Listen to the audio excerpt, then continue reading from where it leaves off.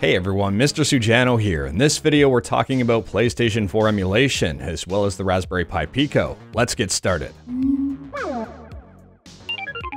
Alright, we'll kick things off here talking about PS4 emulation, and just to level set with you, before you get too excited, PS4 emulation is still in extremely early stages of development. As far as I know, there are currently 5 PS4 emulators in existence, and I'll leave links to all of them in the description below except for one of them.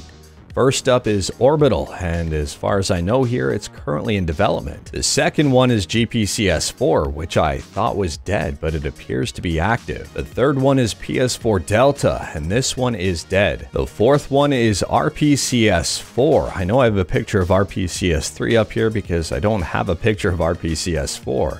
There is currently no link anywhere that I've been able to find to point to RPCS4.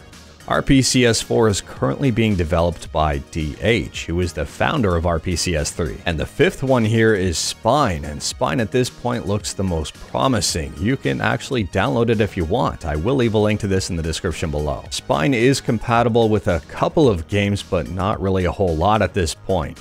Deltarune Chapter 1 seems to be fully playable, and very fortunately here, the most promising PS4 emulator so far, Spine, does have a development update today. The developer says they don't have anything spectacular to report, but reading this, and I would argue against that. So they say the biggest feature was improved sound support. You should be able to hear something more often. Other than that, there was the usual stream of improvements all over the place. The one having the biggest impact was related to command buffers, and made something like a dozen of Unity games stable and possibly affect others as well.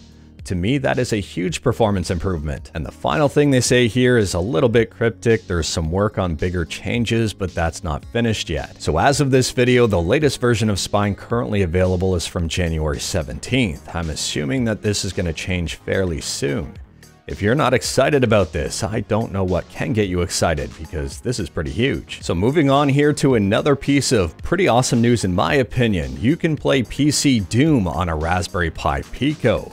The Raspberry Pi PICO is a whopping $4. It's a microcontroller. It's not necessarily meant to do this stuff, but it's pretty awesome they were able to accomplish this. Interestingly enough, there are no shenanigans either. It's got full keyboard support, and it can support up to 4-player multiplayer. If you are curious about it and want to read more and learn more, I will leave a link to this site in the description below. It's got the entire project on there and how they were able to achieve it.